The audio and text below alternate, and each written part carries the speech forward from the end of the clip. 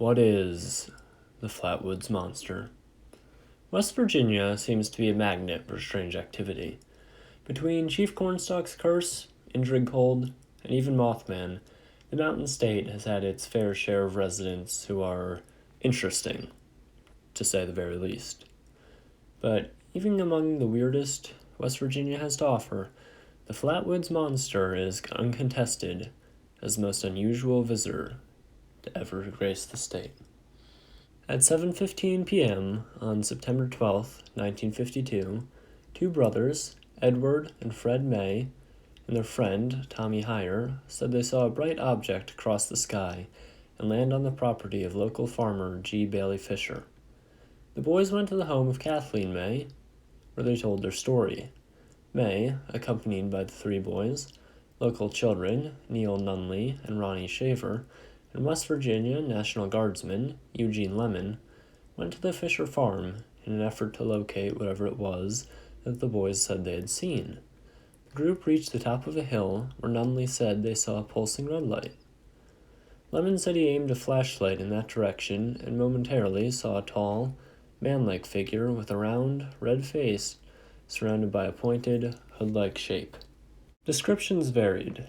In an article for Fate magazine based on his tape-recorded interviews, UFO writer Gray Barker described the figure as approximately 10 feet tall, the round, blood-red face, a large pointed, hood-like shape around the face, eye-like shapes which emitted greenish-orange light, and a dark black or green body. Kathleen May described the figure as having small, claw-like hands, clothing like folds, and a head that resembled the ace of spades. According to the story, when the figure made a hissing sound and glided towards the group, Lemon screamed and dropped his flashlight, causing the group to run away. The group said they had smelled a pungent mist, and some later said they were nauseated.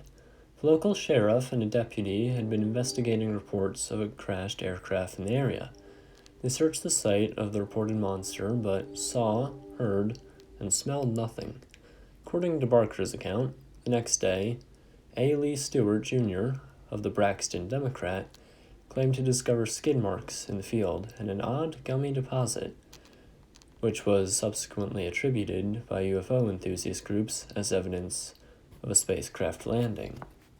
According to former news editor Holt Byrne, newspaper stories were carried throughout the country, radio broadcasts were carried on large networks, and hundreds of phone calls were received from all across the country.